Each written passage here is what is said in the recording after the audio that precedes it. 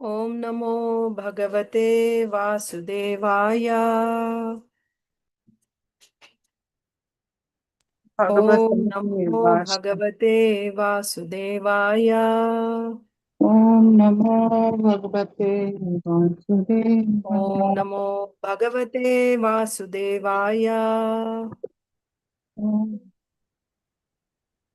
Narayanam Namaskritya Naram Chaiva Narottamam Devim Saraswatim Vyasam Tato Jayam Mudirayet Nashtaprayeshva Bhadreshu Nityam Bhagavat Sevaya Bhagavatyuttama Shloke Bhaktir Bhavati Naishtiki.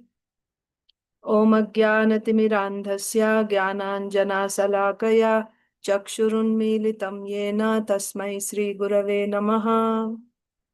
Sri Chaitanya Manobhishtam Sthapitam Yena Bhutale Swayam Rūpaḥ Kada Mahyam Dadati Swapadantikam. Vandeham Sri Guru Sri Yuta Padakamalam Sri Gurun Vaishnavamscha Sri Rupam Sagrajatam Sahagana Raghunathanvitam Tam Sajivam Sadvaitam Savadhutam Parijana Sahitam Krishna Chaitanya Devam Sri Radha Krishna Padan Sahagana Lalita Sri Vishakhanvitamscha. He Krishna Karuna Sindho Deenabandho Jagatpate Gopesha Gopika Kanta Radha Kanta Namostute. Tapta Kanchana Gaurangi Radhe Vrindavaneshwari Vrishabhanu Sute Devi Pranamami Haripriye. Vancha kalpatarubhyascha kripa sindhubhya eva cha patitanam pavanebhyo vaishnavebhyo namo namaha. Namo Om Vishnupadaya Krishna Presthaya Bhutale Shrimate Bhaktivedanta Swaminiti Namine Namaste Saraswate Deve Gauravani Pracharine Nirvishesha Shunyavadi Paschatya Deshatarine. Jai Sri Krishna Chaitanya Prabhu Nityananda Sri Advaita Gadadhara Srivasadi Gaura Bhakta Vrinda. Hare Krishna Krishna Krishna Hare Hare Hare Rama Rama Rama Hare Hare. Grantaraj Srimad Bhagavatam ki jai, Shri Prahlad Stuti ki jai, Samaveta Gaur Bhakta Vrind ki jai, Srila Prabhupada ki jai. Hare Krishna, my dear devotees. I welcome you to today's Srimad Bhagavatam for All session, in which we are doing a series of lectures on the prayers of Prahlad Maharaj. Today is the 12th session, and it is June 3rd, 2025. Yesterday, we read from the 23rd and 24th shlokas of the 7th canto, 9th chapter of Srimad Bhagavatam, entitled The Prayers of Prahlad Maharaj.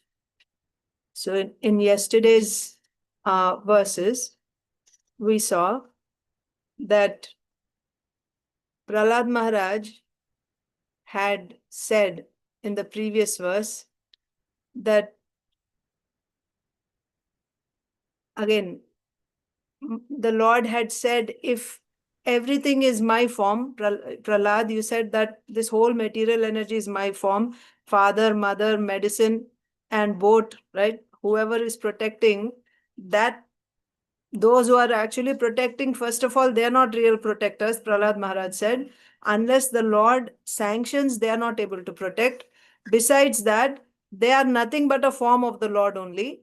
So in response to that, Nrsingadev had said, if everything is my form, this material world is also my form, then why don't you just accept it as my form and enjoy it, right? Worship it or enjoy it. Accept your father's kingdom. So then Prahlad Maharaj had said that, my Lord, no doubt it is this material energy, this material world is also your form. It is your Bahiranga Shakti, but it is acting differently on us conditioned souls. How is she acting? She is giving us these subtle and gross bodies especially the subtle body consisting of the mind, because of which we desire so many material things. And when we desire all these material things, we endeavor to fulfill those desires, we perform karma, and this is keeping us in the cycle of birth and death. It throws us into samsara chakra. So this material energy, although it is your form, although it is your external energy, it is actually trapping us, throwing us into this samsara chakra. So therefore, I don't want to worship this form of yours in the Bahiranga Shakti. Whereas your form is different.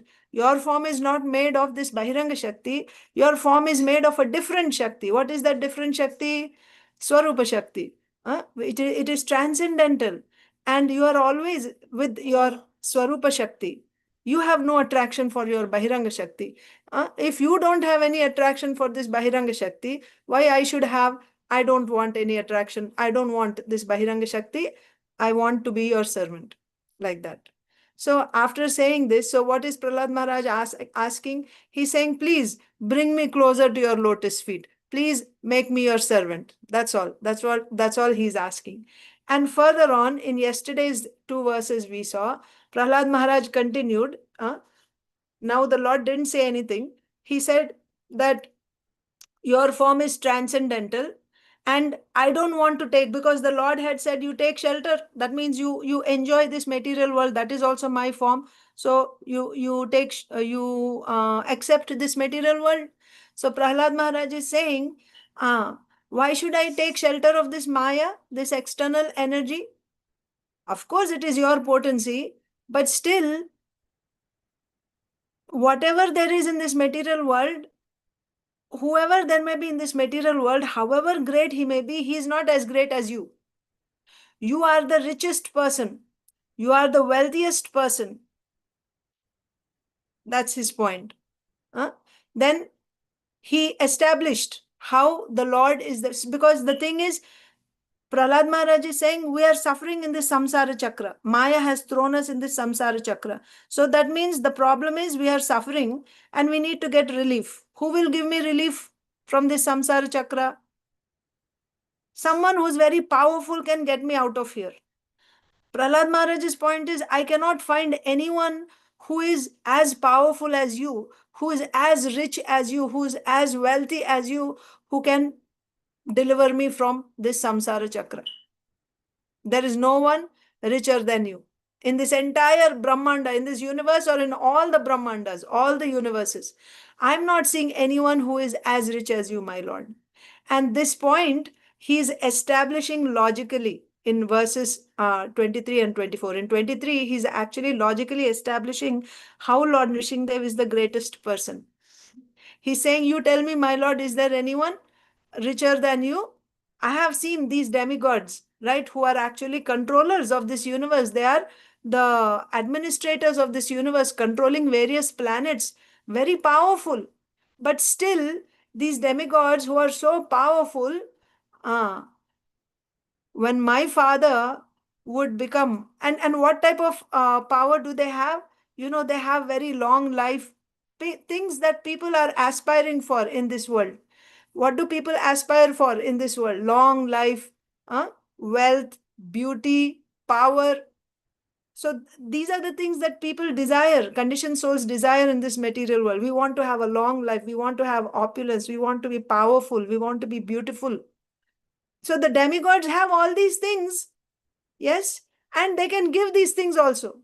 These demigods are the controllers of the universe. But I have seen what is the value of their power. When my father, either out of anger or out of, just to have fun, right? If he simply laughed out of anger, right? Then they would start trembling. Or if he simply raised his eyebrow, either out of anger or out of jest, just to make, just for fun. If he just raised his eyebrow, then they would start trembling. These demigods would start trembling. That is the position of having all these material qualities. And you're telling me to take shelter. Are they capable of giving me any protection? The point is, who is there? The greatest personalities in this material world are the demigods, even like Lord Brahma and Lord Shiva. and Indra, Chandra, Varuna, Vayu, all demigods. These are the powerful personalities in this universe. You are telling me to take shelter of this material world, this material energy. Who is there like you who can give me protection? What is the value of these great, great personalities I have seen? Even though they are able to give all these wonderful things, still in front of my father, they would tremble. Okay, then we may think, oh, Hiranyakashipu is the most powerful person then. That power, someone who went after these things, long life, power, that's what he wanted, right? No death, make me deathless. That means he wanted a very long life. And power, oh, he controlled the whole universe. After getting all these things also, how was he killed by Lord Nrsimhadev? Just like Garuda just tears up a serpent. Like that, you very easily, you just tore up his belly. You destroyed him. So what is the value of having all these powers, and what is the value of taking shelter of these demigods? I mean, the material energy, and who is greater than you? The point is, who is greater than you? You are the greatest person. Nobody is as powerful as you. Nobody deserves, nobody deserves to be, like what do you say, taken shelter of, right? Nobody has that potential to give shelter like you. Only you can do that. So after hearing, so by this statement of Prahlad Maharaj, what are we seeing? We are seeing, he's saying, you are the richest, you are the greatest, nobody is equal to you. Whatever there may be in this world, Prahlad, whoever, however powerful someone may be, he's Ananya Bhakta. Ananya means he's not looking at anyone else. He's simply focused on the Supreme Lord. We saw that. Then Lord Nrsimhadev said, oh, so you're saying I'm the richest, I'm the most powerful. So what? Right? So what do you want? If I'm the richest person, when you find someone who's very rich, then you go to that person to ask for something. So you're glorifying me as I'm the richest person. So what is it that you want? Right? So then Prahlad Maharaj is saying, my Lord, I don't want objects of enjoyment like long life, wealth, power, for sense gratification. I don't want any of these things which people in this world are aspiring for. So when I'm approaching you, I'm not approaching you for any of these material things, right? I don't want all these things. Things that even, up to all the way from Brahmaji up to the smallest living entity. That means even things that person as great as Brahmaji might have, I don't want. That means Brahmaji has the longest life. Is Prahlad Maharaj asking for a life, as fantastic, as great as Brahmaji's? No, I don't want any of these things. Even up to the standard of Brahmaji, I don't want any objects of sense enjoyment for living beings. Why? Why he's saying I don't want any of these things? Because after all, even the best material, benediction, it is after all temporary. It is going to be finished. Yes, Brahmaji's life is very, very long, but it has an end. Everything has to end. That's the point. Material benedictions means they're after all temporary. So he's saying, I don't want. I don't want long life. I don't want yogic siddhis, anima, lagima, prapti. I don't want any of these siddhis. Then what do you want? I simply want you to bring me closer to your servant. He's saying, make me a servant of your servant. Right? He's rejecting all material pleasures. That means this is a sign of Shuddha Bhakti. Anyabhilashita shunyam. I don't want anything. Right? And I'm not going to take shelter of any other, sadhana also. I'm not going to do any karma or jnana or take shelter. Demigod worship means karma only. That means jnana karma dhyanavritam and anyabhilashita shunyam. I simply want to be your servant. So for that, what do I want from you? Please make me a servant of your servant. Bring me close to the lotus feet of your servant. That's all. So now, next, after hearing this, so Prahlad Maharaj's point was, all these benedictions material benedictions that one gets, like long life, power, and beauty, these benedictions are flickering, temporary. They are not going to last. So I don't want these benedictions. Right? So then Nrsimhadev is saying, but I see that many people in this world, they are going after these things. They are accepting material wealth and they are even enjoying. Their understanding is not like yours. Many people in this world are actually seeking these, long life, power, wealth, beauty, sense enjoyment. They're expecting these things. What about them? Prahlad, you tell me, what about them? So that was Nrsimhadev's question. So now in answer to that question, Prahlad Maharaj is going to say the next verse, which is text 25. Let us read that.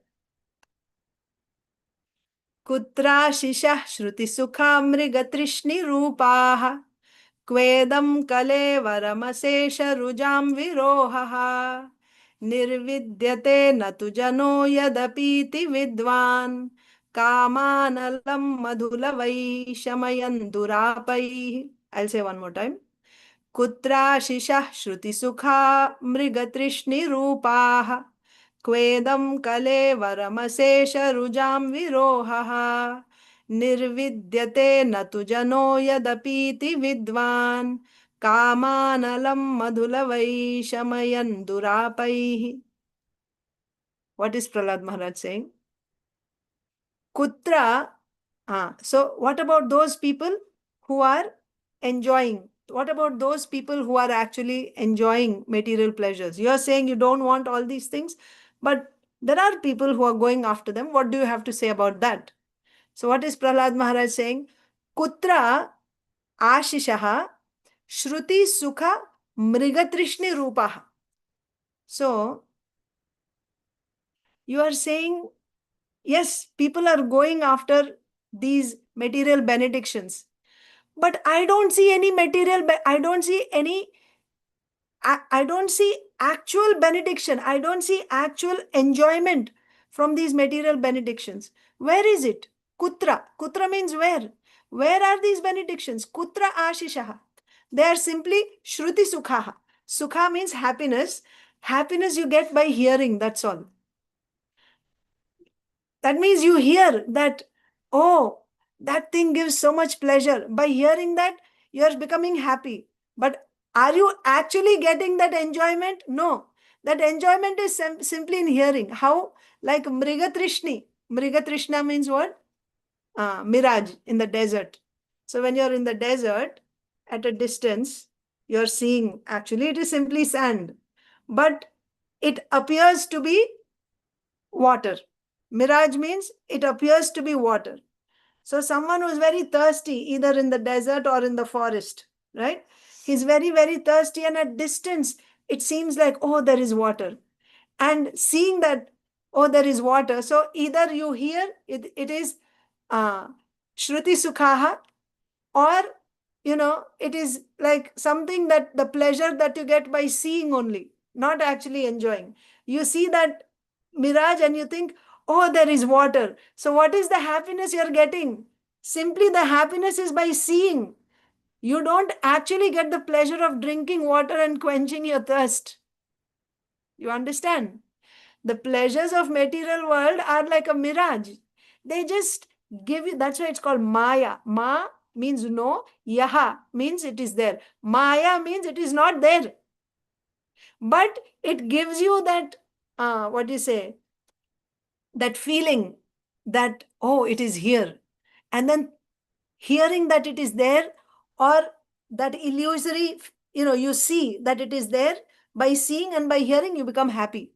Oh, there is water. Now I'm going to quench my thirst, and now I'm going to become satisfied. But that satisfaction, you're actually not going to get that water. Your thirst is not going to get quenched. Simply mṛgatṛṣṇa. It's like a mirage. You get that feeling that there is water. That sukha, that happiness is by hearing. śruti-sukhā, by hearing. If you have a nice big house, then you'll become happy. So when you hear like this, or someone else is very happy by this, you hear, you think, oh, so if I have a house, I will also become happy, right? So by hearing, your happiness is simply by hearing and by seeing. Actual happiness, experiencing and enjoying happiness is never going to happen through material pleasures. Kutrāśiṣaḥ, where are these benedictions? Śruti-sukhā. This sukha is simply the happiness of hearing, that's all. mṛgatṛṣṇi-rūpāḥ. Rūpa means form. You're seeing and you're thinking this is very nice. Like mṛgatṛṣṇi, right? An animal which is very thirsty in the desert or in the forest, it's running after, looking at the mirage, it's running, right? And it is seeing that mirage and it is thinking, oh, now there is water, now there is water, and it's becoming happy. Or someone tells you there is water, you hear about that and you become happy, oh, nearby there is water. So that happiness is simply by hearing and by seeing. Actually experiencing and enjoying is not happening. That's why Prahlad Maharaja said, kutrāśiṣaḥ, where is that happiness? Kvedaṁ kalevaram, this body, Qua means, again, what, right? Where, okay, where? Like kutra, qua, where? Idam kalevaram, this body, aśeṣa-rujāṁ. Aśeṣa, unlimited. Rujāṁ means diseases. Virohaḥ. It is the place where many, many diseases are produced, are generating. Body means there will be diseases, there will be difficulties. So in this body, where is that pleasure? This body, which is the generating spot, right, of unlimited diseases, where can you find any pleasure in this body? And where can you find any sukha or satisfaction in the mirage? The Lord is saying that, but some people are enjoying material pleasure, they go after. So what is Prahlad Maharaj saying? Nirvidyate na tu jano yad apīti vidvān. Who goes after this mirage thinking that there is happiness? Those who are actually, they're not vidvān, they're not learned, but they're so-called learned philosophers, scientists, and politicians. Prabhupada translates learned personalities as so-called philosophers, scientists, and politicians, right? So although this body is simply generating diseases, it's not a place where you can get pleasure. And although in the mirage, from mirage you cannot get your thirst quenched, the so-called learned people of this world, so in reality they are not learned. The so-called learned people of this world, they chase after these. Long life, power, wealth, beauty. Why? Thinking that these things are going to make me happy, they are chasing after these things. Nirvidyate. Nirvidyate means they become actually, you cannot be satisfied, right? Nirvidyate means becoming, like you drink water and you become satisfied. It's not going to happen. Nirvidyate na. It's not possible to become satisfied. But still, those who are so-called learned personalities, they try to become happy, try to become satisfied. So what is their satisfaction? Hearing and seeing, that's all. Actual satisfaction is not happening. And this is explained with an example. kāmānalaṁ madhu-lavaiḥ śamayan durāpaiḥ. Kama anala. Anala means what? Forest fire. Dāvānala. So like that. Anala means fire. Samsara dāvānala līdha loka. Dāvānala means forest fire. Anala is fire. Kāmānala means the fire of lust or the fire of desire. So when there is fire, this is a science. Madhu-lavaiḥ. Madhu means honey. Lava means very little, right? Lava matra. Sadhu sanga sarva siddhi hoy. Lava matra what is that? Sarva shastra koi. Sadhu sanga sarva shastra koi. Lava matra sadhu sanga sarva siddhi hoy. Lava, very little bit of sadhu sanga, if you get all perfection. All shastras are saying this. So lava means very, very little. Like a drop, let us say. So when there is a fire and you put a drop of honey in that fire, you know what happens? Does anyone know what happens when you put a drop of honey? Did you ever try? I never tried, but I'm reading it here. And from this, I understand from Srila Vishwanath Chakravarti Thakur's commentary, if it is really a good quality honey, if you put a drop of honey in fire, it actually increases the fire. You cannot put out fire by pouring honey into it, like drops of honey. You put drops of honey, the fire will only blaze, it will become bigger. So this fire is what here? This fire is desire. Oh, I want to enjoy this way, that way. I want long life. I want beauty. I want wealth. I want power. I want fame, so on and so forth, right? Somebody who is desiring like this, now what will he do? He will try to satisfy that desire with some sense gratification. But the problem is, in this material world, Srila Vishwanath Chakravarti Thakur explains it very nicely. Let us go step by step. Nrsimhadev is saying that what about so many people in this material world? They are running behind material pleasure. Huh? Why are they desiring? What about them? They are after material pleasures coming from sense objects. Prahlad Maharaj is saying, anabhignaha. Anabhignaha means they are not knowledgeable. They don't know. They are, ignorant people. Only ignorant people run after these material pleasures for sense gratification. Anabhignaha. How? Just like that animal in the desert or forest that is running after mirage. Because actually there is no water. So that pleasure is śruti-sukhā, simply by hearing whatever pleasure you get. That's all. śruti-sukhā. It appears to be very nice, or it sounds, to be good. It gives pleasure simply by seeing. So whatever material pleasure we see in this world, it is like a mirage. mṛgatṛṣṇi. mṛgatṛṣṇi-rūpāḥ. śruti-sukhā. They are nice simply to hear and to see. That's all. By seeing the mirage, you feel that there is water and you start walking towards it and you become happy. Oh, now I'm going to get water. That's all. Like that. But in reality, is it going to quench your thirst? No. It's not going to quench your thirst. Similarly, these material pleasures, you are thinking that you'll become happy. You want happiness. So in order to get happiness, you have, like when I have a long life, when I have a big position, then I'll become happy, right? So that material pleasure which you're seeking is simply like a mirage. That material pleasure is very nice simply to see and hear about, right? So just like if you say that Prahlad Maharaj is saying, my Lord, you're offering me the post of a king, right? I will become the king of the three worlds like my father. So let us say the position of a king. When you hear about somebody is going to be the president, somebody is going to become the king, right? He will become very happy. Why? Now he will enjoy that position and, all the honor that comes, the wealth, the prestige, the happiness. He's expecting to become happy by becoming a king. When we sit here and when we hear about the position of a king, it sounds so wonderful.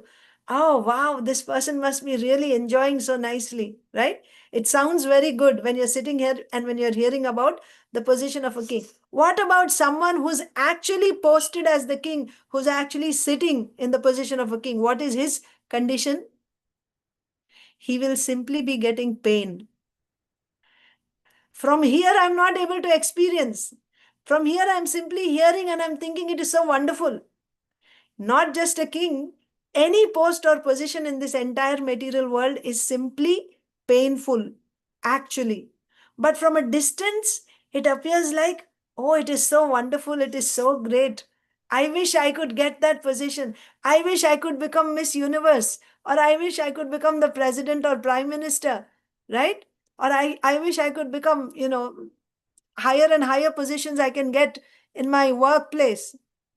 Because it sounds like it's going to be very pleasing. That pleasure is simply in hearing and in seeing. But when you're actually there, what is the problem? Prahlad Maharaj is saying, even if you sit in the position of a king, that post is involved with spardha. Spardha means competition, asuya, jealousy, raga. Raga means attachment, dvesha. Dvesha means hatred, apaya, dangers, chinta, lamentation.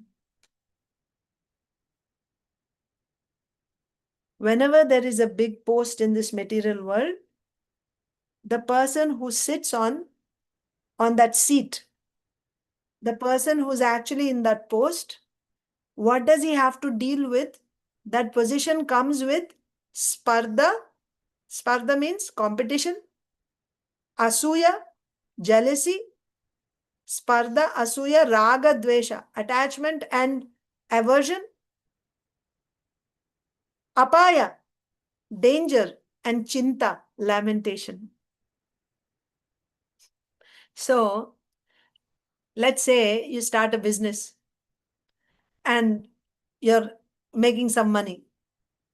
Immediately, in that same field of business, there will be a competitor who sees you as his competitor, right? And there will be competition between the two of you. He tries to put you down and get ahead of you. He sees you as a competitor, and then there will be fighting between the two of you. That means the so-called material possession is actually not giving, you're not able to stay in peace because of this competition. Is it possible to be in business without any competition? It's not possible. And let's say now you're making some money and you actually became successful. Your neighbor, not necessarily another competitor, but just, financially you're becoming, well-to-do. So your neighbors, they see that you're becoming more prosperous, they'll start feeling jealous, right? This is asuya. Spardha, then asuya. Others are feeling jealous of your progress. Raga, attachment. You may have some servants, some employees working under you, and they see that how nicely you're progressing in business. They develop an attachment for that business and they're thinking how I can take it away from this person. Someone who's working, he's developing attachment for this business and he's thinking, now I want this. I want to take this person's seat. Attachment, because of attachment. And dvesha, again, right? Your competitors, they want to, defeat you. They want to defeat you. They start developing aversion towards you. And out of that aversion, they may even try to kill you and take everything away from you. This is everyday story in this material world. You take any field, it doesn't matter. This is the story. You'll have someone who's envious of you and they want to pull you down. So they can try to kill you also or take everything away from you. So that leads to apaya, danger, right? And also, there are also natural calamities. They can be great, not just someone is trying to kill you. There are always dangers in this material world. There can be an earthquake which destroys everything, right? You have a nice post and position, you have built nicely, and all of a sudden, because of a natural calamity, everything is finished, right? That is always there. That position is not safe. The point is, it is not safe. And then when something happens like that, when everything is finished, you're in a lot of lamentation, chinta. So we got into this business, or we strived hard for this post or this position, thinking that by this I'm going to get happiness. Prahlad Maharaj is saying, kutrāśiṣaḥ, right? Where is benediction here? Where is pleasure? śruti-sukhā mṛgatṛṣṇi-rūpāḥ. This is simply, this pleasure is only in hearing, and it is like, like a mirage. Just by seeing, you have to become happy. Oh, there is pleasure. Actual pleasure is not there. In reality, what do you have to deal with? Spardha, then asuya, raga, dvesha, apaya, and chinta. This is what it is giving you. None of these things is giving you any pleasure. People are running behind these material pleasures, my Lord. Who are running? Anabhignaha. Those who are ignorant, they are the ones who are running after this pleasure. This pleasure is just like mirage in the desert. mṛgatṛṣṇi-rūpāḥ. This is simply śruti-sukhā. What kind of pleasure can I expect from these things? From the post and position in this material world, and all the long life and power and wealth. There is not even a fraction of pleasure. There's no pleasure in these things. First point, he's saying there is no pleasure. And another example is, this body is the generating house, right, of breeding ground, you can say. This body is the breeding ground of all types of diseases. How can we expect to enjoy with this body? There is no happiness. That means, even if I got, let us say I'm a king, and I have so much facility to enjoy. So his point is, there is no pleasure, right? There is no pleasure. He's saying there's not even a drop of pleasure in this material world, in getting a big post and long life, so on and so forth, which we strive for. There is no pleasure. But someone may argue, no, there must be some pleasure, right? It's not that there is absolutely no pleasure. People come, when you become a king, they will come and they bow down before you, they glorify you. You must get some pleasure, isn't it? Right? Maharaj ki jai, right? Chhatrapati Shivaji Maharaj ki jai, Shambhaji Maharaj ki jai, like that. They come, they say Jai Maharaj. So then you must get some pleasure from that also. It's not like there's no pleasure after all. People come and they do Jai Jai, they bow down before you. You must get some pleasure. So Prahlad Maharaj is saying, okay, even if we accept there is some pleasure, there is little pleasure, let us say. But even that little pleasure we cannot enjoy, my Lord. Even if there is little pleasure, we cannot enjoy that pleasure. How? You are a king, you have nice wealth, lot of wealth. And then you have so many servants, cooks, who prepare a variety of dishes for you. Nicely, they have decorated the table with so many sweets and, so many varieties of preparations. But you have diabetes. Although you have everything, still you are not able to enjoy. What is the use of that post and position and having everything if you're not able to enjoy? You have so much to eat, varieties of sweets every hour, whatever, you have servants, you have wealth, everything is there, but you are not able to enjoy in reality. Then what is the use of being such a rich man? What kind of enjoyment can he get? That's why Prahlad Maharaj is saying, first of all, there is no pleasure. Even if you say there is some pleasure, we are not fit to enjoy that pleasure. Asamartha. Asamartha means you are not capable. Even if there is some pleasure in this material world, I cannot access it. I cannot enjoy it. So, the so-called learned people of this world, right? Nirvidyate natu jano yad apīti vidvān. So, vidvān, they're so-called vidvān, so-called learned people of this world. They don't understand all these points. That There is no material pleasure in this world, right? Even if you get the highest post, it's always involved with spardha, asuya, raga, dvesha, apaya, and chinta.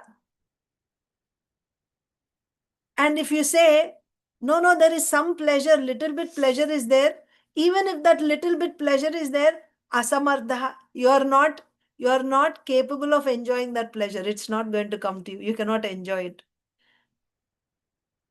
And whatever pleasure that people are running after, that is mṛgatṛṣṇi-rūpāḥ and śruti-sukhā. Simply by hearing, you think it is nice and it looks nice.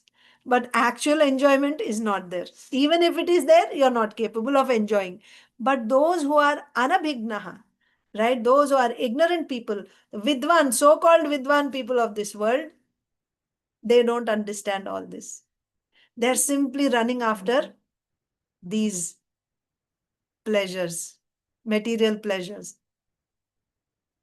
If you just look at the population of the whole world, or you just take the population in India, over 8 billion people live there. How many people are actually understanding the value of this shloka of Prahlad Maharaj? That material pleasures, there is no material pleasure in this. There is no happiness in material pleasure. There is nothing like material pleasure. It is just like a mirage. It seems like there is happiness. In reality, there is no pleasure. How many people are understanding this? And what percentage of people are not going for these things? And what percentage is actually chasing after these? You think about it. Almost nil. If you look at percentage, it's almost nil. If you see the number of people who are actually rejecting material pleasures completely, most of them are in the category of this so-called vidvān, who are chasing after material pleasure. Why? We say, why they're called vidvān? Because they are learned, right? They are educated. They go to schools and colleges. They have studied so many books. But in spite of all their learning, right, big degrees, big positions in society, still they don't know the reality. There is no pleasure. And even if there is a little bit of pleasure, you cannot enjoy it. Now, let us say, but there is still this fraction of pleasure, and maybe I can enjoy a little bit, right? You can try to enjoy it. If you think that whatever little pleasure is there, I will enjoy it. So you're enjoying some little pleasure in this material world, like a drop of water. So yes, there is mirage. In the material, in the desert, there is mirage. Wherever you see mirage. But also there is oasis somewhere, isn't it? There is some water somewhere. So let's say in the desert, you get a drop of water. Okay. So there is some little pleasure in this material world.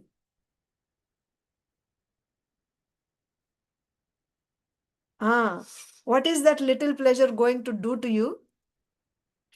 Prahlad Maharaj is saying, my Lord, material desires are like a big blazing fire. Material desires are like a fire. Kama rupam, material desires, kāmānalaṁ. And you take a drop of honey. So you have material desire and you have material pleasure. Okay, two things. One is desire and the other is pleasure. You try to satisfy your material desire through material pleasure. So the desire is like fire and the pleasure is like honey. You try to satisfy your lust by supplying some sense gratification, some material pleasure. You understand? So you have a desire to enjoy, so you give some form of sense gratification. What will happen? Are you actually getting that pleasure? Is that actually satisfying your desire? So this material pleasure is like a drop of honey. And material desires are like fire. What happens when you put drops of honey in the fire? If it is good honey, as soon as you put a drop of honey in fire, the fire will increase. Similarly, if you provide little bit of pleasure, sense enjoyment to satisfy your desire will only increase. You want more and more and more. It's not going to tell you, okay, now I got this, my desire is satisfied. That's not going to happen. Just like someone who's thirsty in the desert, you give a drop of water, you put one drop on the tongue, is he going to say, now my thirst is quenched? No, it's going to make him even more agitated now because he got a drop. Now he's like, I want more and more and more. Our kama, our desire cannot be extinguished by the little bit of material pleasure which is available in this material world. Material world does not have. When can this honey be put out, this fire be put out, If you had large quantities of honey, like many liters of, thousands of liters of honey, you pour on this fire, then that fire can be extinguished. Yes, no doubt. If you had lots of honey and you poured it on fire, then the fire can be extinguished. But do you have that much honey? So your desires are like a fire. To satisfy that desire, there has to be so much material pleasure. But we already saw there is no material pleasure in material world. Maybe there is little bit. And even the little bit that is there, you're not capable of enjoying that. Asamartha. How your desires are going to be satisfied, pacified? In this material world, there is no place anywhere where you have unlimited pleasures and they will satisfy all your desires. Leshaha, sukha that we have in this world is lesha. Very little bit of pleasure is there. So by putting that little bit of pleasure in the fire of desire, that desire is only going to blaze up. I want more and more and more. It keeps on increasing. So what is Prahlad Maharaja's conclusion? That's why, my Lord, I don't know why these people are taking shelter of this material pleasure. This material pleasure is not going to quench their thirst. All the material desires they have, they are not going to be satisfied. I don't see any intelligence in taking shelter of this material world, the material pleasures. You are the richest man. I want to take shelter of you only. I don't want to take shelter of my father's wealth. No, I don't want. That's what Prahlad Maharaj is saying. So now with that background, let's read and see.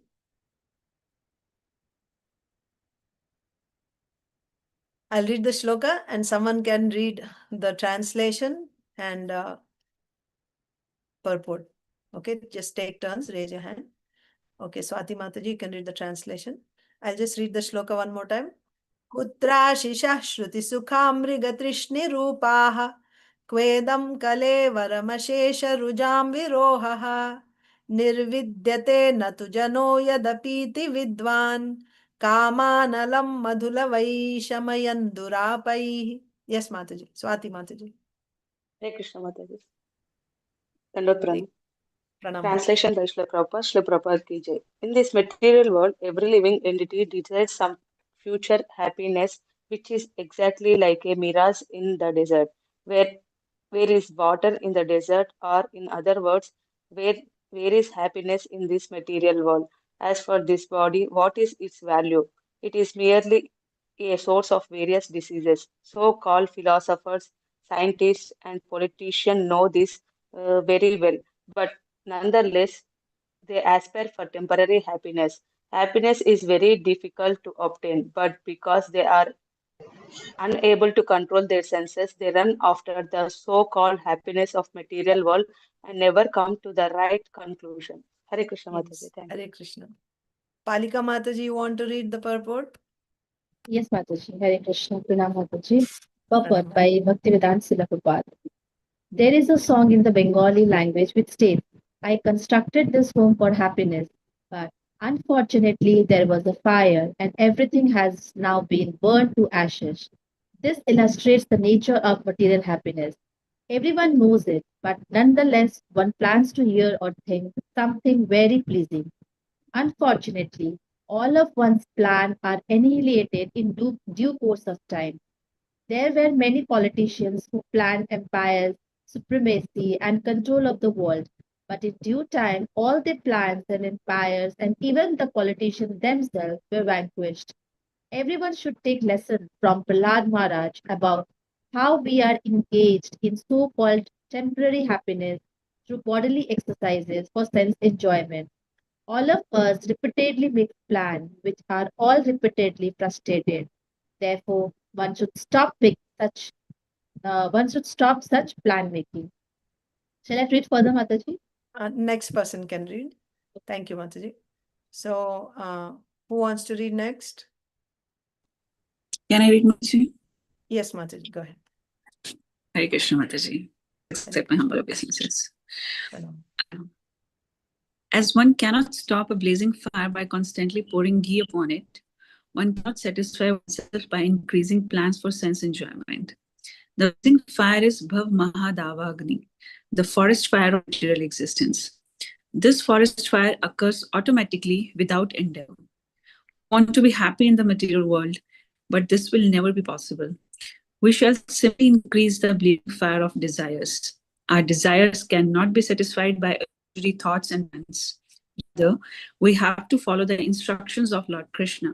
Sadharman paritajya mamekam sharanam vraja. Then we shall be happy. Otherwise, in the name of happiness, we shall continue to suffer miserable conditions. Yes. So let me just go over now one more time. In this translation, in this material world, every living entity desires some future happiness, which is exactly like a mirage in the desert. Where is water in the desert? Or in other words, where is happiness in this material world? That is Prahlad Maharaja's point. Where is happiness in this world? Where is water in the desert? Still, in the material world, all these ignorant people, so-called learned people, right? They are looking for happiness in this world. Where is happiness in this material? As for this body, what is its value? It is merely a source of various diseases. And with this body, we try to become happy, right? But this body is simply giving us pain. The so-called philosophers, scientists, and politicians know this very well. They know it, right? From science, you can understand how the body is, there is no water in the desert. They know that, in the mirage, there is no water. They know that this body is a breeding ground of diseases. In spite of knowing all this, nonetheless, they aspire for, they try to get some, like after the sugar cane, right? There's no juice there, but still you try to squeeze and try to get something out of that. Or chewing the bubble gum, right? You have sucked out all the sweetness from that, nothing is there, still you try to get some pleasure out of that, like that. So they know it doesn't have, still, nonetheless, they aspire for temporary happiness. They know there is no happiness. It's like, you lost your ring in Mumbai, and now you're looking for it in Delhi. Are you going to find it ever? Like that. There is no happiness in the material world. It is said already. And they are also seeing there is no happiness. Still, they try to look for happiness. These are the so-called learned people. So the so-called philosophers, scientists, and politicians know this very well, but nonetheless, they aspire for temporary happiness. Happiness is very difficult to obtain. But because they are unable to control their senses, they run after the so-called happiness of the material world and never come to the right conclusion. Srila Prabhupada is saying, happiness is very difficult to obtain. That analogy of honey, right? So happiness is very difficult to obtain, But because they are unable to control their senses, they run after the so-called happiness of the material world and never come to the right conclusion. Okay? So Srila Prabhupada is saying that in Bengali there is a proverb that, why people build houses, right? You buy a nice flat or a house thinking that, this is something that you hear all the time, When we stay in the rental apartment, we think, this is rental apartment. We are not going to stay here all the time. It's okay. We'll live somehow or other. But as soon as we get a house, right, or a flat or a house, then we think, this is a place where I'm going to live all my life. So then you decorate it so nicely, get the best materials for it and this and that. Why? Because we are thinking this is permanent. Here I am going to become happy, isn't it? So like that, Srila Prabhupada is saying that in Bengali, there is a proverb that I built this house, I constructed this home, thinking that it will give me happiness, I will become happy. But unfortunately, there was a fire and everything is now burnt to ashes.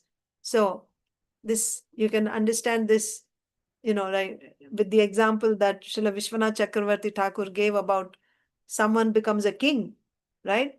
You are a king, but that is involved with so many difficulties, competition, jealousy, attachment, hatred, lamentation, dangers. We are thinking we'll become happy by this, but instead of happiness, there is no happiness, right? Everything is finished. This illustrates the nature of material happiness. Everyone knows it, but nonetheless, in spite of knowing this, just like you see, we all know that we have to die, isn't it? Everybody knows that this life is not permanent, we have to die. And we don't even know when we are dying. That is also there. We have seen so many people dying. Some people die young. But still, I still keep making plans for my life, right? How I'm going to live happily, my retirement plan and this and that and so many things. I keep making plans about my happiness in this life. Although I see people are dying left and right. When I will die, I don't know. What happens to me after I die, I don't know. But still we keep making plans. This is called Maya. So this illustrates the nature of material happiness. Everyone knows, but nonetheless, one plans to hear or think something very pleasing. Yes? Where to invest my money, how it will multiply better. Oh, you're interested in that news, isn't it? When you hear and you become happy, oh, this is a better option. That's a better, if I switch to this company, this job has, this company gives so many facilities. So that's a better one. I'll get a, higher pay, more benefits, like this. These talks are very pleasing. Because we are thinking through this, we'll become happy. Unfortunately, all of one's plans are annihilated in due course of time.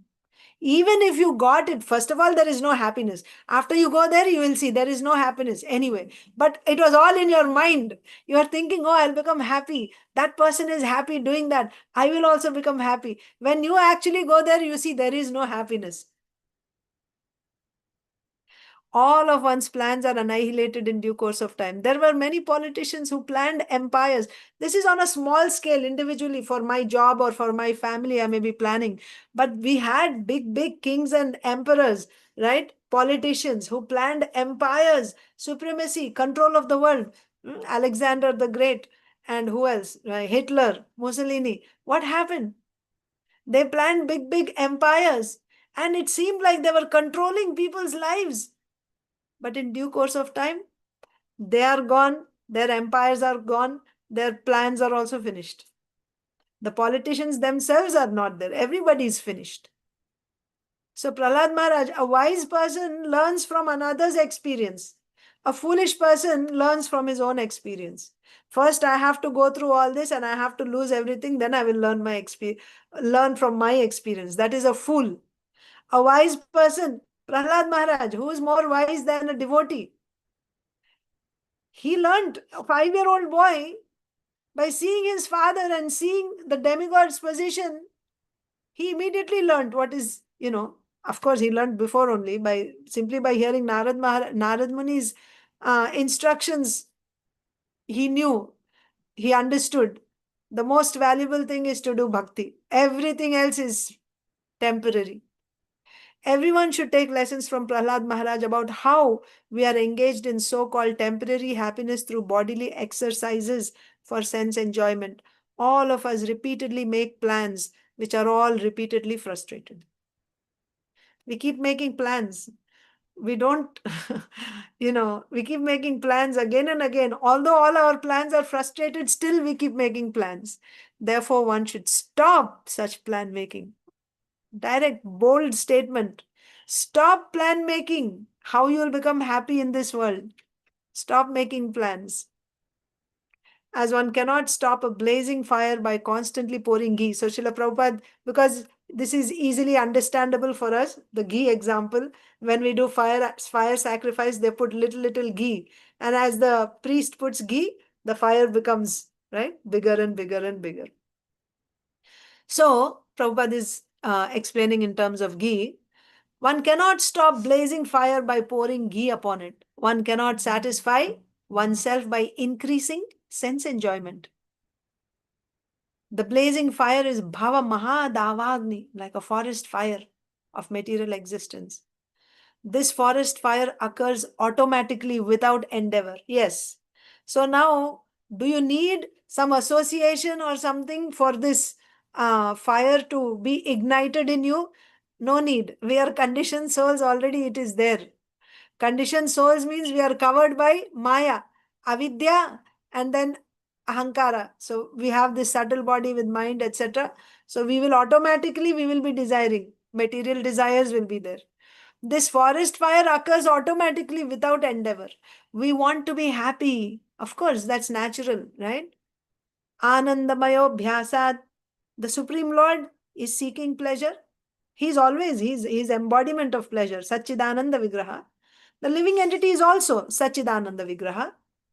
Small, but it has its Ananda. So, because it has that Ananda, it is seeking pleasure. So therefore, even when we get this material body, we are seeking pleasure. Even after getting material body, because that quality is there in the Jivatma, seeking pleasure, we are seeking pleasure always. Only we are seeking it in the wrong place. Because of ahankara, I'm thinking I'm this material body, and through this material body, I'm trying to get pleasure.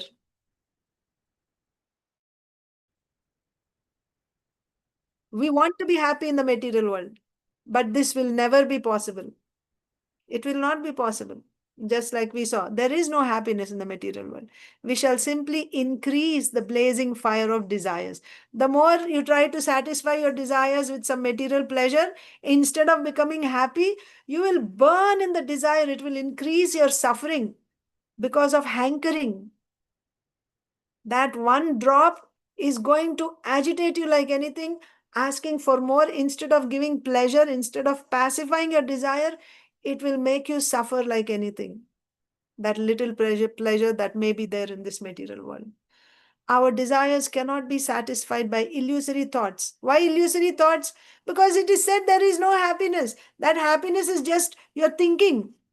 In your mind, it is there. In your eyes, by seeing and by hearing, you're thinking there is happiness.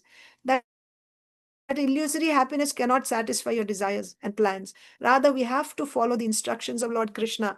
What is Krishna instructing us? Sarvadharman parityaja mamekam sharanam vraja. Then we shall be happy. When we stop trying to be happy, that's when we actually become happy. And not simply stop trying to be happy. Stop trying to be happy and try to please Krishna by devotional service with everything that we have, right? With my words, with my senses, with my mind. When I try to satisfy Krishna with whatever abilities, resources I have, by watering the root, the whole tree is nourished. The leaves, the twigs, everything is nourished. Krishna is the root. So when we serve Krishna with our senses, with our mind, with our words, with our body, when Krishna is pleased, I will become happy. Therefore, stop trying to become happy in this material world by various means. Instead, Krishna is he's telling us, Sarvadharman parityaja mamekam sharanam vraja. Then we shall be happy. Otherwise, in the name of happiness, we shall continue to suffer miserable conditions because there is no happiness. There is no happiness. It just seems like there is happiness. I can also do the next verse. Let me stop for a minute and see if there's any questions or any discussion. You need any further explanation or any questions on this shloka or any clarification? Hare Krishna Mataji. Pranam. Yes, ma'am. Mataji, that Bengal, this song you have told, no, that are not understanding. That is compared to fire in the house. That song you have told, no, so that is not understanding, Mataji. Acha, Srila Prabhupada is saying not a song. He said there is a saying in Bengali that I have built a nice house thinking that I will become happy. That's why people build a house, because now I will have my own house and I will live here happily. So I have built, so you know, building house is not easy. Constructing a house is not easy. They say, right? You construct one house or you get one daughter or son married, then you will know how much hard work there is, right? Illu katti chudu, pelli chesi chudu, they say in Telugu. That means try to construct a house or get your child married, then you'll know how much work there is. That means he goes through all that hard work to build a house. Why? Because he's thinking, when I have my house, home sweet home. Now I will live happily in this house. So he went through all that hard work to build that house. But what happened? There was a fire and the whole house burnt down.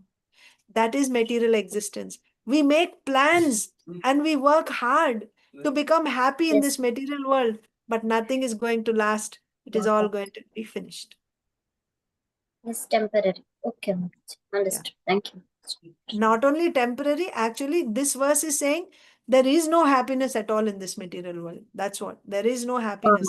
It seems like there is, like mṛgatṛṣṇi-rūpāḥ means it appears like there is happiness, but in reality, there is no. Because even that building house, how much hard work went in. And finally, there is no happiness he got. Maybe he took so many loans. Now he has to pay the debts and all that, right? So actually, there is no happiness, but it seems like there is happiness. Okay. Swati Mataji. Hare Krishna Mataji. Here the analogy is blazing fire is the material desires, and the honey we are getting, honey drops we are getting is the material pleasures what we are getting. Yes, Is it right, sense Mataji? gratification, you can say. Yes. Yeah. Okay. Thank you, Mataji. So we try to become happy in various ways, right? So like, oh, if I get a nice job, then I'll get salary, I will become happy. Or if I marry, I will get a beautiful wife, then we'll have children, we'll have a family, I will become happy. Or, oh, if I go to the restaurant and if I eat a nice meal, right? I'll eat Chinese or I'll eat Thai food or whatever.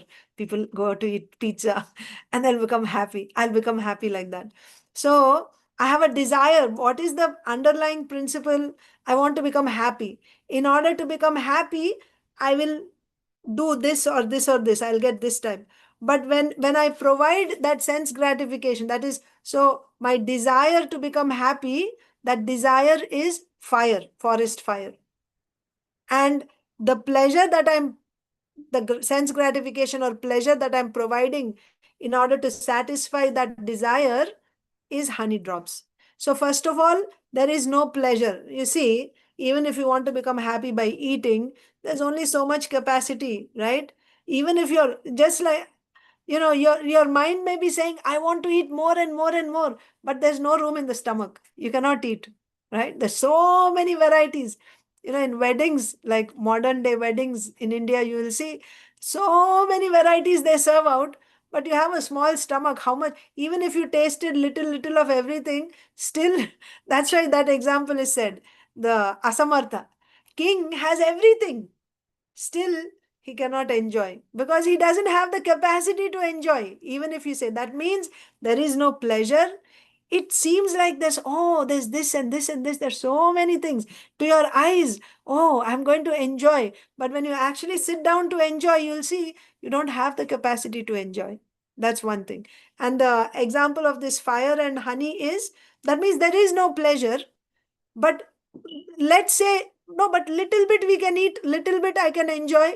Even that little bit enjoyment that because your desire is so much, and you get little bit, right? So because you're able to get only little bit, instead of satisfying the desire, it is only making me even more agitated, because I want more and I'm not able to get more.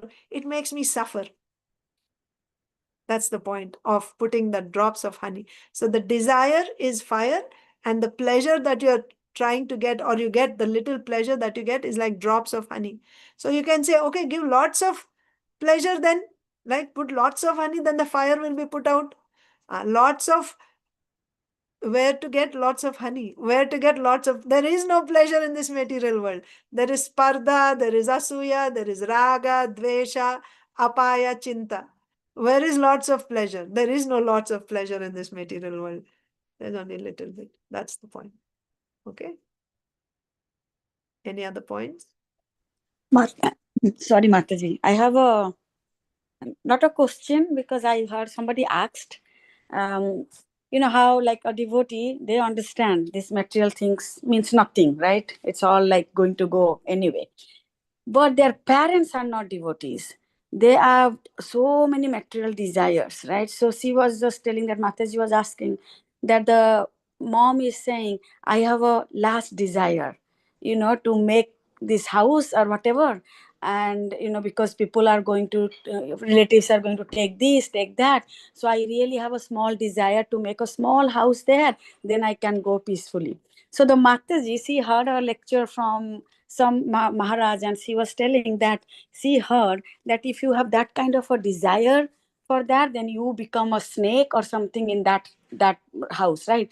So her question was, I know this is material, but what can I do? Like, I really don't want my mom to be a snake, so should I build and fulfill her desire? So these kind of things, how to deal, Mataji, how to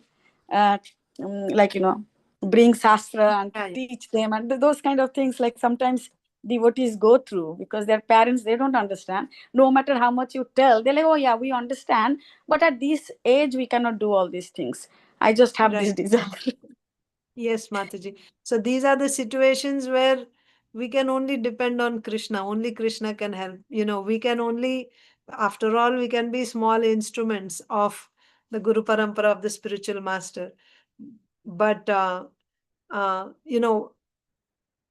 we are talking about giving that person faith in Krishna, right? Like the way Prahlad Maharaj, he's saying, he's rejecting all material things and he's taking full shelter of Krishna.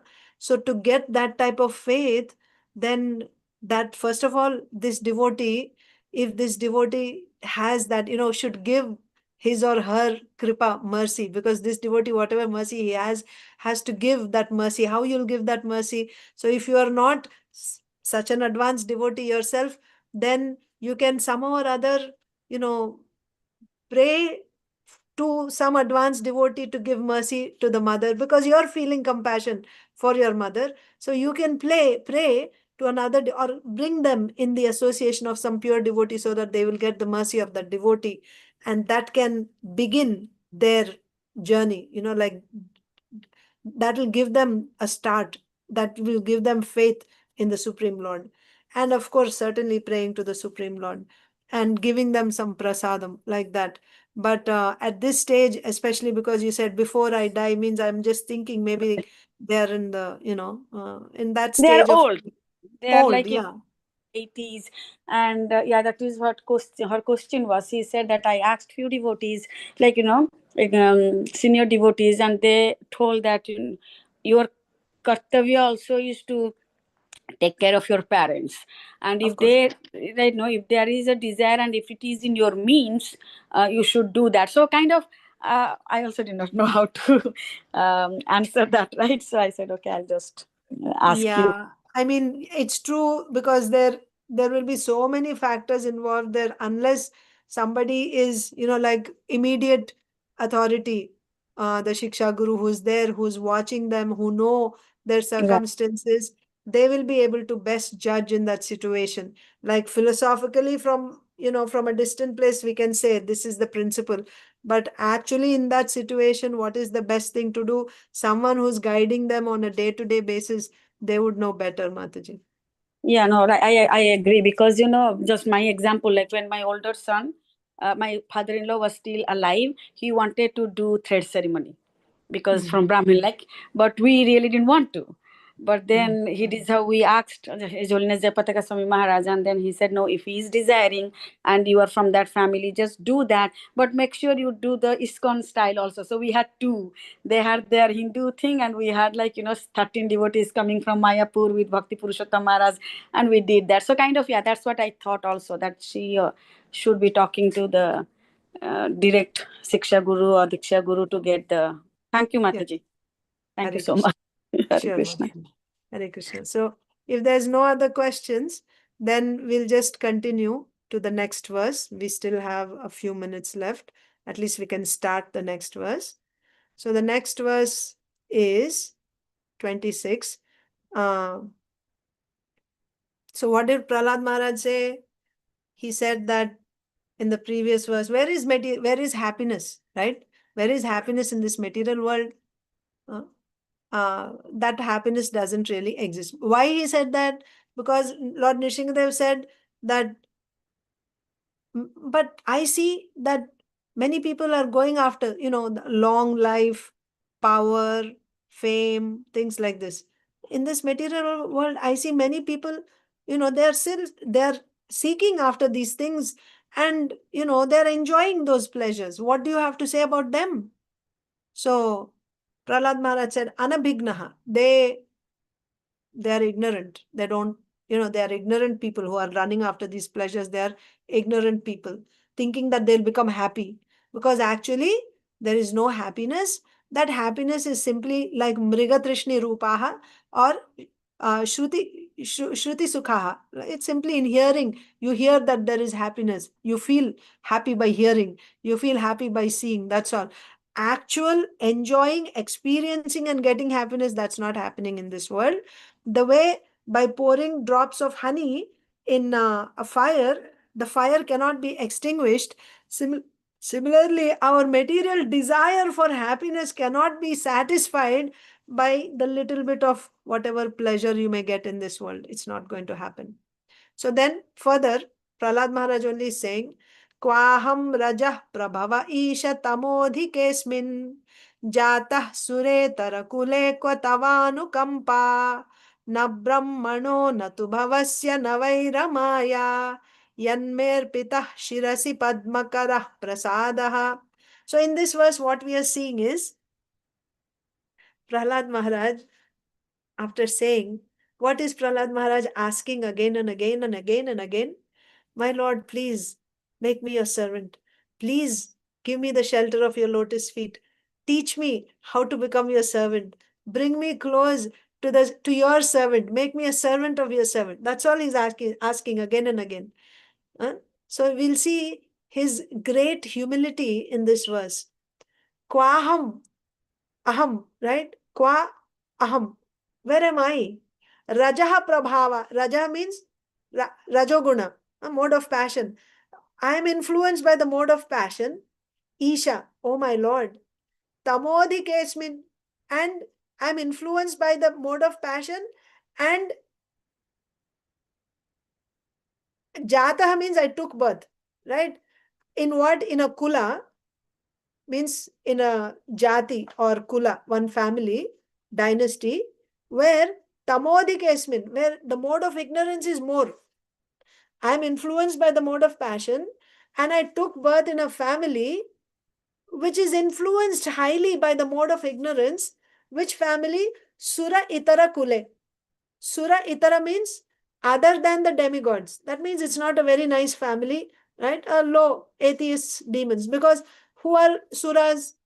Vishnu Bhakta Bhaved Daiva. Asuras Tad Viparyayaha. So Suraha means those who are devotees of the Lord. So Asuras means those who are against the Lord, atheists or non-devotees. I took birth in the family of non-devotees who are influenced by the mode of ignorance. And I myself am influenced by the mode of passion. So where am I? I, who is influenced by the mode of passion, oh my Lord, and who took birth in a family which is primarily in the mode of ignorance, the family which is different from the demigods, right? Kwa tavanukampa. And my God, where is your anukampa, your mercy? Just see how merciful you. Thoda paas mein aao na bhai. Thank you. So, tava anukampa, your mercy is so unlimited. Why? Na brahmano, na tu bhavasya, na vairamaya. The type of mercy you showed on me, who am so fallen, so lowly, Asura Jati, I took birth in Asura Jati. So in one of the previous verses, Prahlad Maharaja had said, I took birth in this family because of my own karma, right? So he's saying, I'm so lowly, I'm so fallen, my Lord. I am from Asura Kula, which is, the opposite of your devotees, the suras, the demigods. And in spite of that, you showed such mercy on me. Not ordinary mercy. You showed extraordinary mercy. This shows how great you are. Your mercy is so causeless.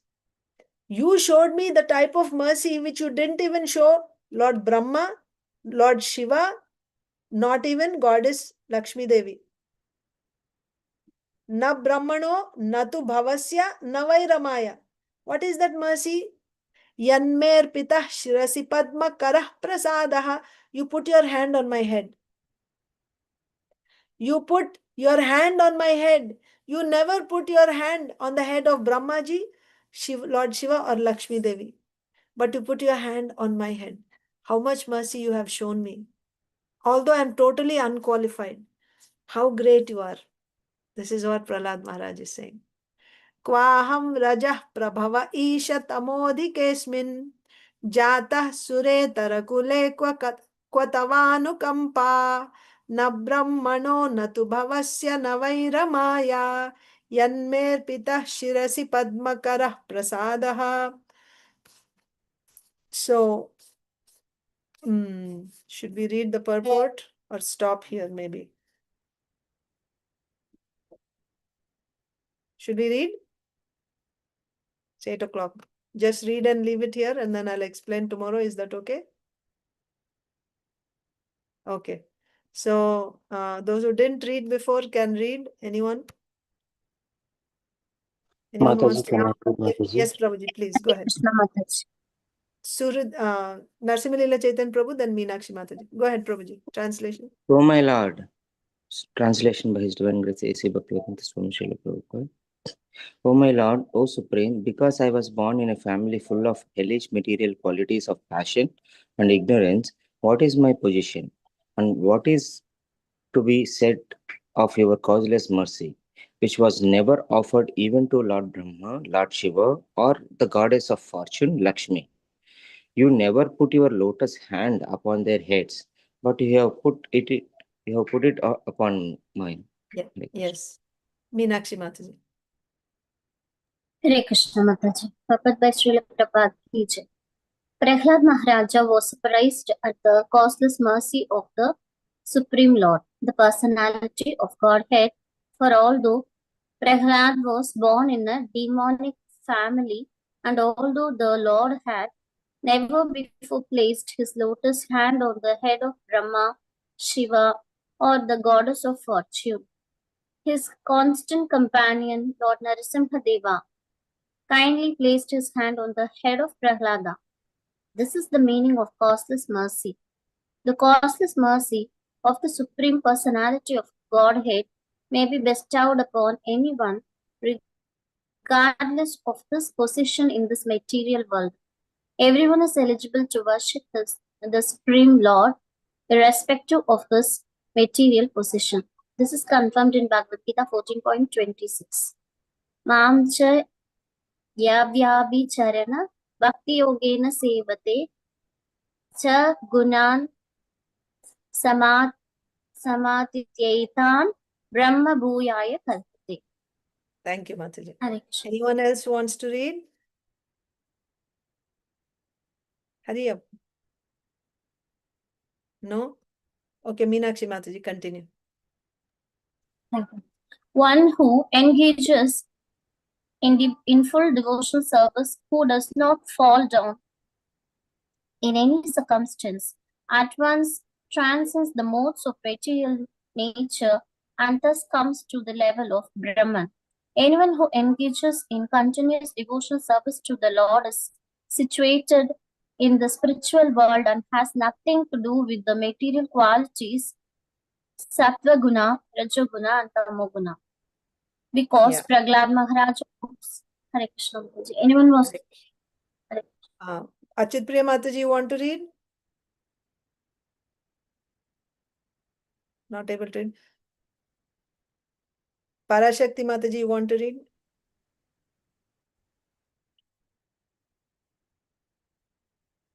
Shall I continue, Mataji? Yes, go ahead, Mataji. Continue.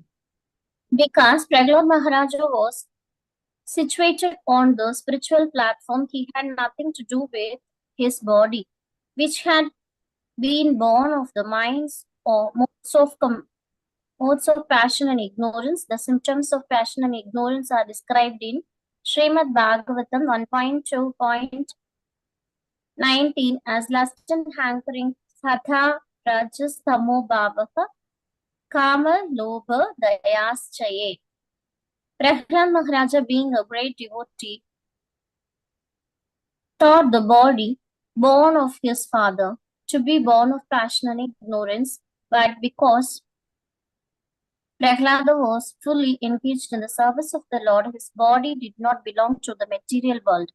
The pure Vaishnava's body is spiritualized even in his life, in this life. For example, when iron is put into a fire, it becomes red hot and is no longer iron but fire. Similarly, the so-called material bodies of devotees who fully engage in the devotional service of the Lord, being constantly in the fire of spiritual life, have nothing to do with matter but are spiritualized. Go ahead, Srila Mataji. Madhavacharya. Hare Go Krishna. ahead. Srila Madhavacharya remarks that the goodness of fortune, the mother of the universe, would not get mercy similar to that which was offered to Prahlad Maharaja. For although the goddess of fortune is always a constant companion of the Supreme Lord, the Lord is more inclined to the devotee. In other words, devotional service is so great that when it is offered even by those born in low families, the Lord accepts it as being more valuable than the service offered by the goddess of fortune. Lord Brahma, King Indra, and other demigods living in the upper planetary systems are situated in a different spirit of consciousness, and therefore they are sometimes troubled by demons. But a devotee, even if situated in the lower planets, enjoy life in Krishna consciousness under any circumstances. Parataha svata karmataha, as he acts himself as he is instructed by others, or as he performs his material activities, he enjoys his life in every respect. In this regard, Madhvacharya quotes the following verses which are mentioned in the Brahma Tarka. I Sri can Brahma recite this. Brahma. Go ahead. Go ahead. Okay. Sri Brahma Brahmi Vrindradi Rika Tat Stri Puru Stutaha Tadanye Chakrama Deva Sada Muktau Smrithav Api Haribhaktau Cha Tadjnane Shuke Cha Niyamena Tu Paratasvatha Karmato Va Na Katanchit Tad Anyata. Thank you, Mataji. Thank you, Hare Krishna. So we will discuss this shloka tomorrow again. with Srila Vishwanath Chakravarti Thakur's commentary. It's already past time today. Thank you all so much for joining in Srimad Bhagavatam session. All of you have a wonderful day in Krishna consciousness. Srila Prabhupada ki jai. Samaveta Gaur Bhakta Vrind ki jai. Vancha kalpatarubhyascha kripa sindhubhyo cha. Patitanam pavanebhyo vaishnavebhyo namo namah. Hare Krishna. Thank you. Hare Krishna Mataji, thank you. Mataji. Hare Krishna Thank you. Thank you so Mataji.